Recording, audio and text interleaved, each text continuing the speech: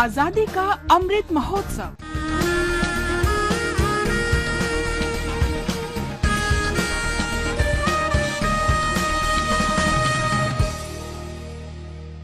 आजादी का सफर आकाशवाणी समाचार के साथ। आज की कड़ी में हम स्वाधीनता सेनानी और समाज सुधारक सुमित मेहता का स्मरण कर रहे हैं। उनका जन्म 1 जुलाई 1877 को गुजरात के सूरत में हुआ था। मेहता ने 1910 से 1911 के दौरान चीन, Japan, Germany, France, England, America और कनाडा की यात्रा की। इस दौरान वे मैडम कामा, श्यामजी कृष्ण वर्मा और वीरेंद्र नाथ चट्टोपाध्याय जैसे भारतीय क्रांतिकारियों से मिले। इन बैठकों से उनकी विचारधारा का विकास हुआ और वे स्वतंत्रता संघर्ष में शामिल होने के लिए प्रेरित हुए। वे रामकृष्ण परमहंस, स्वामी विवेकानंद और उमर खयाम के धार्मिक विचारों और कार्यों से प्रभावित हुए। गोपाल कृष्ण गोखले से प्रभावित होकर Sumit Mehta servants of India society से जुड़े और शेष जीवन जन सेवा के लिए समर्पित करने का फैसला किया।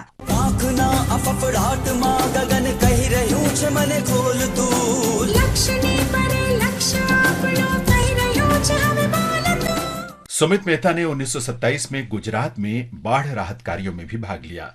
वे 1928 में बारदौली सत्याग्रह के दौरान अपनी पत्नी के साथ सरभों शिविर के प्रभारी रहे। उन्होंने 1929 में युवा सम्मेलन आयोजित किया। मेहता ने बड़ौदा प्रजामंडल के 2 सम्मेलनों की अध्यक्षता की। वे साबरमती, विसापुर और नासिक में 5 वर्ष तक जेल में रहे। उन्होंने किसानों, श्रमिकों और जनजातीय लोगों के कल्याण के लिए भी काम किया। जाने माने लेखक सुमित मेहता ने अपने जीवन के बारे में आत्मकथा के नाम से पुस्तक भी लिखी, जो उनके निधन के उपरांत 1971 में प्रकाशित हुई। उनकी अन्य पुस्तकों में समाज दर्पण और हाल ही जमीन्ना गुलामों शामिल हैं। 15 दिसंबर 1968 को सुमित मेहता का निधन हो गया। इस महान भारतीय को हमारा नमन।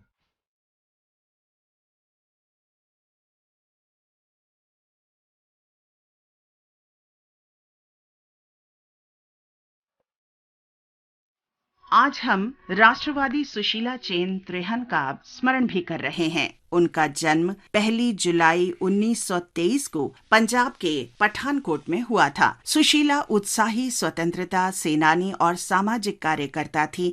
सुशीला के पिता मथुरादास त्रेहन अपने क्षेत्र में कांग्रेस पार्टी के संस्थापक सदस्यों में शामिल थे। वे आर्य समाज के प्रमुख सदस्य भी थे। सुशीला कम उम्र में ही आर्य समाज से जुड़ गईं। जब वे उसकी आरंभिक सभा में भाग ले रही थीं और सभा स्थल को घेरे खड़ी पुलिस के लाठीचार्ज में उन्हें भी चोट आई, तब सुशीला ने अन्याय के विरुद्ध लड़ने का निर्णय लिया। वे राजनीतिक कार्यकर्ता बन गई और 1941 में लंदन चली गईं। उन्होंने बीबी रघबीर कौर के साथ काम किया, जो पंजाब प्रांतीय विधानसभा में कीर्ति गदर पार्टी की सदस्य थी। सुशीला त्रेहन अंग्रेजों से लड़ाई के लिए शकुंतला आजाद के साथ भी शामिल हुईं।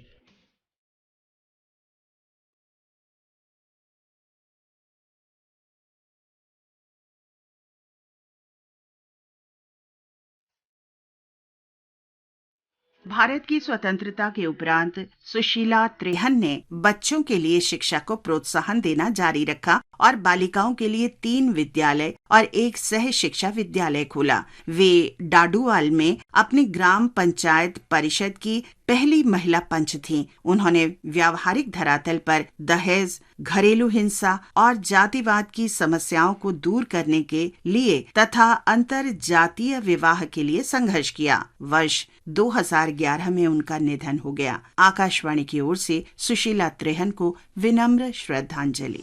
वंदे उत्कल जननी, वंदे उत्कल जननी, वंदे उत्कल जननी। हम आज स्वतंत्रता सेनानी आलेख पात्रा का भी स्मरण कर रहे हैं। उनका जन्म 1 जुलाई 1923 को हुआ था। अहिंसक नागरिक अवज्ञा के माध्यम से पात्रा को ओडिशा के विभिन्न क्षेत्रों में नागरिक अधिकारों और पर्यावरण संरक्षण के लिए आंदोलन करने की प्रेरणा मिली। चारु भाषामयी जननी जननी जननी, वंदे उत्कल जननी। आलेख पात्रा स्कूल के दिनों में ही स्वाधीनता आंदोलन में भाग लेने लगे। अपने मित्रों के साथ उन्होंने ब्रिटिश राज के विरोध में नीमापाड़ा पुलिस थाने में आग लगा दी। पात्रा को पकड़ लिया गया और पूरी जेल भेज दिया गया। जेल से छूटने पर पात्रा कोलकाता चले गए और राष्ट्रवादी गतिविधियां जारी रखी। घर जाते समय पुरी रेलवे स्टेशन पर उन्हें पुनः गिरफ्तार कर लिया गया और जेल भेज दिया गया। जेल में वे अपने कपड़े बनाने के लिए चरखा काटने लगे। पर्यावरण को स्वच्छ रखने के लिए शौचालयों की साफ सफाई करना, रोजाना समूह में प्रार्थना करना और गांधी जी के अन्य निर्देशों का पालन करना भी जेल में उनकी दिनचर्या थी। जेल से छूटने पर वे वर्धा चले गए और स्वराज, होम रूल और अन्य सर्वोदय कार्यों का प्रशिक्षण लिया। आलेख पात्रा जीवन भर राष्ट्र सेवा करते रहे। 17 नवंबर 1999 को उनका निधन हो गया। इस महान राष्ट्रवादी आलेख पात्रा को हमारा नमन।